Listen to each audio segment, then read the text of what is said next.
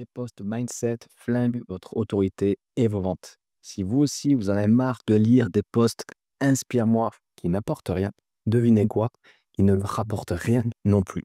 Et j'ai eu un retour récemment d'une entrepreneure anglo-saxonne, Lauren Tigner, qui, après avoir analysé plus de 10 000 publications d'entrepreneurs à 7 chiffres, confirme ce qu'on ressent tous, à savoir le mindset, c'est relou et ça ne fait pas vendre.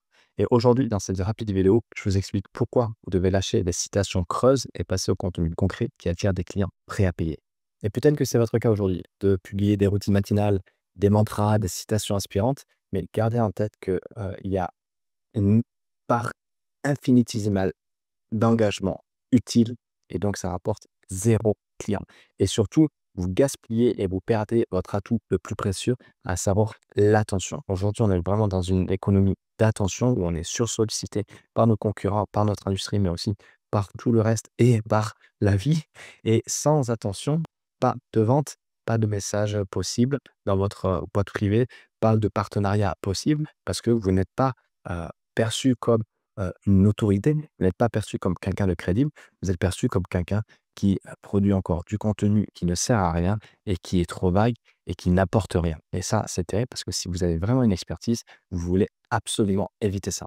Parce que les posts mindset, c'est comme crier croyez-vous au milieu d'une foule qui est complètement indifférente et qui avance vers sa journée et avec ses préoccupations dans sa tête. Parce que garder en tête quelque chose, c'est que les gens, hashtag les gens, vous, moi, n'importe qui, on cherche des solutions précises à nos problèmes. On ne cherche pas des citations inspirantes. Bien sûr qu'on a besoin d'être inspiré, mais on a aussi besoin et on a surtout envie de résoudre nos problèmes. Comment générer 5 000 € ce mois-ci? Pas votre histoire de se lever à 5 heures du mat pour faire du miracle morning. Comment, putain, comment je vais éviter le divorce avec ma femme?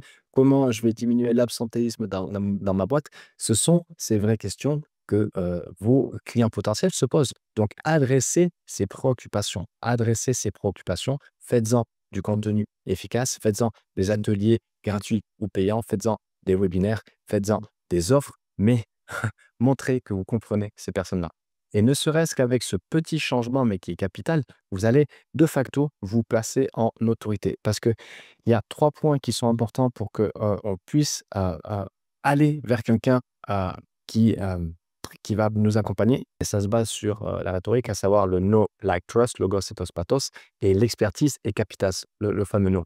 Montrez votre expertise, montrez votre méthodologie, montrez que vous connaissez votre domaine, mettez la casquette observateur pour montrer comment ça évolue, quels sont les défauts, quelles sont les nouveautés, donnez votre opinion, ok, ça compte, et surtout montrez que vous savez résoudre les problèmes. Et déjà, un truc tout bête, mais c'est comme ça, on est taillé comme ça, c'est un biais. En effet, de biais, c'est qu'à partir du moment où vous montrez que vous comprenez le problème de la personne en face, mécaniquement, elle va vous percevoir, à tort ou à raison d'ailleurs, comme une personne qui sait résoudre son problème. Donc déjà, vous résolvez déjà les problèmes de vos clients. Donc, heu, montrez-leur que vous comprenez. Montrez-leur que vous savez, ce qu'ils vivent. Montrez-leur que vous savez, ce qu'ils endurent et montrez-leur comment ils peuvent s'en sortir. Et là, vous allez gagner l'attention. «Ah tiens, parce que là, je suis vraiment emmerdé avec mon truc.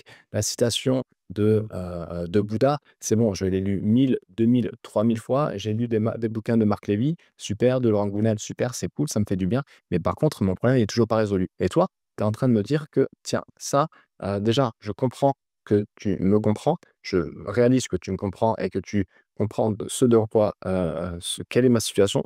Hem, et ensuite, tu es en train de me donner des éléments de réponse concrets pour que je puisse avancer. Là, tu as mon attention et c'est là où est toute la différence. Alors oui, à offre égale, on part toujours chez quelqu'un qui nous inspire le plus. Mais ce qu'il y a à garder en plus en tête, c'est que c'est à offre égale. C'est-à-dire que je considère plusieurs personnes pour, m'aider à résoudre ce problème.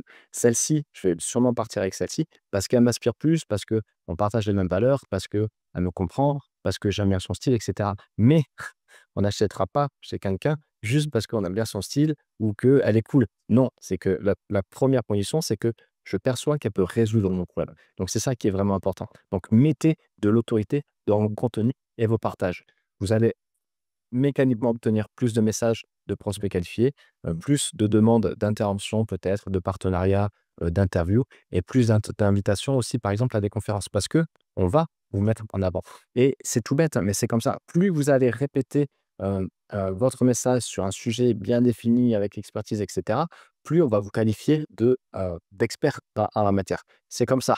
Donc, gardez en tête que on a toujours la main sur comment on est perçu par les autres. Donc, vraiment, ça, c'est génial. Quand on a ça en tête, en fait, vous pouvez devenir qui vous voulez aux yeux des autres. Donc, si vous voulez devenir cette personne qui est hyper qualifiée, qui a une place sur le marché et qui a des solutions vraiment concrètes, montrez-le. Tout simplement, montrez-le.